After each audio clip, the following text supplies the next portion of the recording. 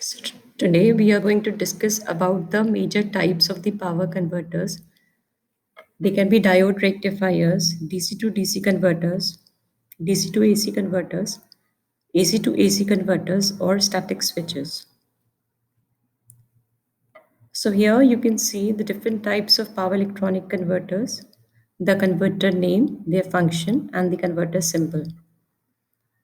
The first one is the AC to DC converter, also known as the rectifier, which converts AC to unipolar DC. Next is the DC to DC converter, which is also known as the chopper. It changes a constant DC to a variable DC or a variable DC to a constant DC.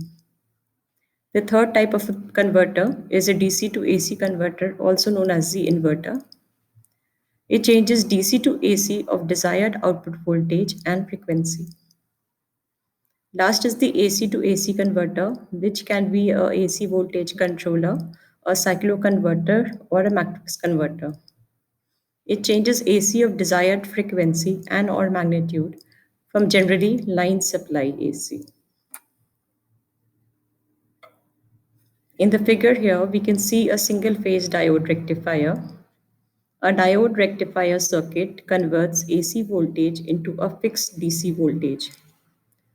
A diode conducts when its anode voltage is higher than the cathode voltage and it offers a very small voltage drop, ideally zero voltage, that is, but typically zero point 0.7 volts.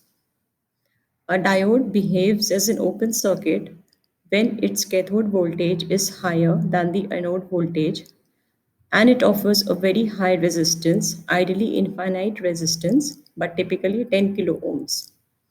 The output voltage is a pulsating DC, but it is distorted and contains harmonics.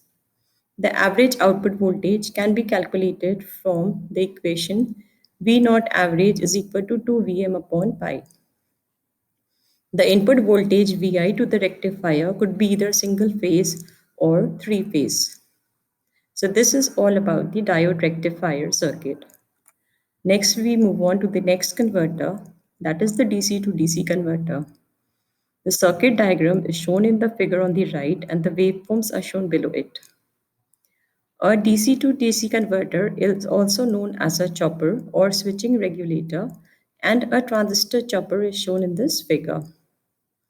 When the transistor Q1 is turned on by applying a gate voltage VGE, the DC supply is connected to the load and the instantaneous output voltage, that is V naught, is equal to the supply voltage, that is Vs. When transistor Q1 is turned off by removing the gate voltage VGE, the DC supply is disconnected from the load and the instantaneous output voltage V naught is equal to 0. The average output voltage becomes V naught average is equal to T1 Vs divided by T, that is equal to delta Vs. Therefore, the average output voltage can be varied by controlling the duty cycle.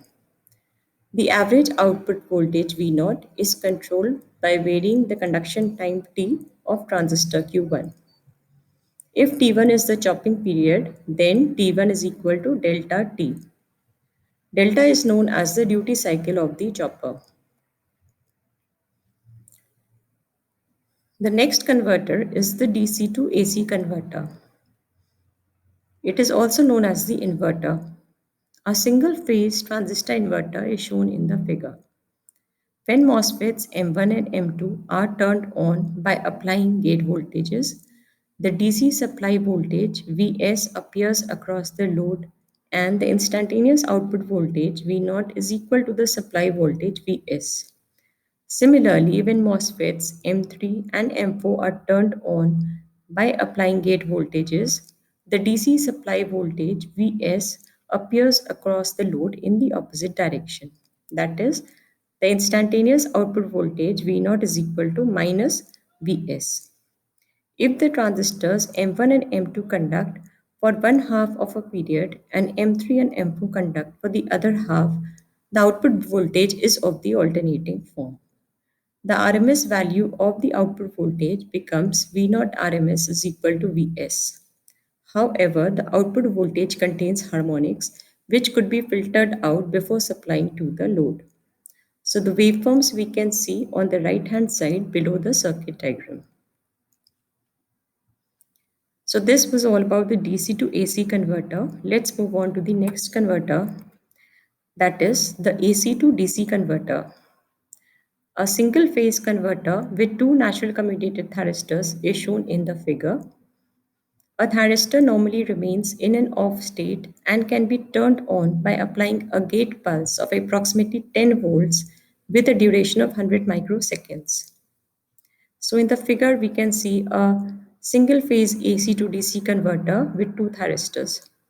When a thyristor T1 is turned on at a delay angle of omega t is equal to alpha, the supply voltage appears across load and thyristor T1 is turned off automatically when its current falls to 0 at omega t is equal to pi. When thyristor T2 is turned on at a delay angle of omega t is equal to pi plus alpha, the negative part of the supply voltage appears across the load in the positive direction, and the thyristor T2 is turned off automatically when its current falls to 0 at omega t is equal to 2 pi. The average output voltage can be found from V naught average is equal to 1 plus cos alpha Vm upon pi. At a delay angle of alpha is equal to 0, this converter operates as a diode rectifier.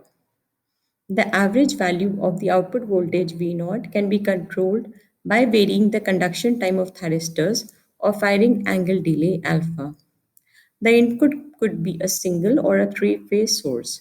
These converters are also known as control rectifiers. So this is all about the AC to DC converter. Let's move on to the next converter.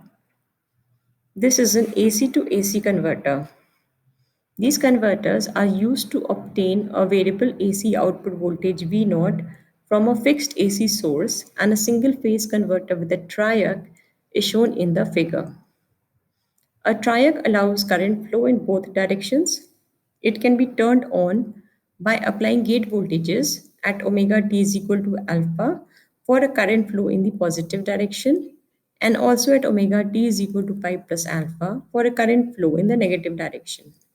The output voltage is controlled by varying the conduction time of a triac or firing delay angle alpha. These types of converters are also known as AC voltage controllers.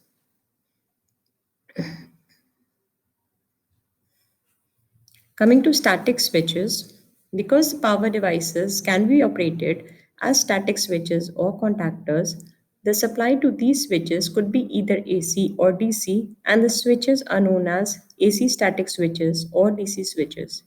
In this figure, mains 1 supplies a normal AC supply to the load through the static bypass.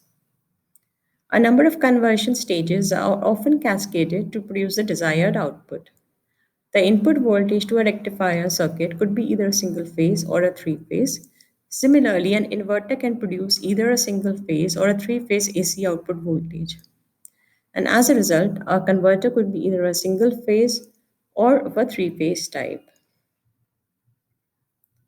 So in this particular lecture, we discussed about the different types of power converters. We discussed about the diode rectifiers, the DC to DC converters known as choppers, the DC to AC converters known as the inverters, the AC to AC converters, which can be AC voltage regulator or a cycloconverter, and we discussed about the static switches. So these are the reference books that can be referred for studying material. Thank you.